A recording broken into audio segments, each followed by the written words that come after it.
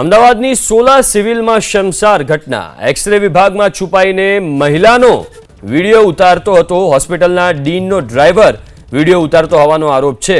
મંગળવારે ઘટના બની હોવાનો સુપ્રિન્ટેન્ડન્ટનો સ્વીકાર। સમગ્ર મામલે પોલીસને જાણ કરી હોવાની સુપ્રિન્ટેન્ડન્ટે માહિતી આપી છે।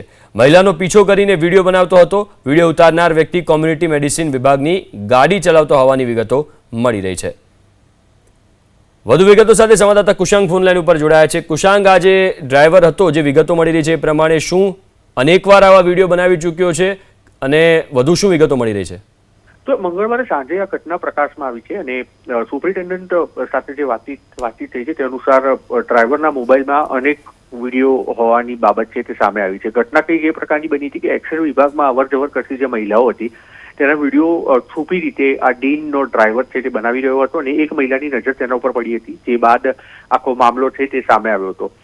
જે મહિલા એક્સ-રે કરાવવા આવ્યા હતા તેમણે સોલા સિવિલ હોસ્પિટલના ઉપરી અધિકારીઓને જાણ કરતા આ ડ્રાઈવર છે તેને પકડી અને તેનો ફોન ચેક કરવામાં આવ્યો હતો। સાથે પોલીસને પણ જાણ કરવામાં આવી હતી, પરંતુ ચોંકાવનારી બાબત એ છે કે પોલીસે આ આખી ઘટનામાં કોઈ પણ કાર્યવાહી હજી સુધી કરી નથી। સુપ્રિન્ટેન્ડન્ટનું નિવેદન છે કે જે મહિલાનો વિડીયો ઉતારવામાં આવ્યો હતો અને ડ્રાઈવર તે બંને વચ્ચે સમાધાન થયું છે, પરંતુ હજી સુધી ડ્રાઈવર સમક્ષ પણ કોઈ પગલાં લેવામાં આવ્યા નથી।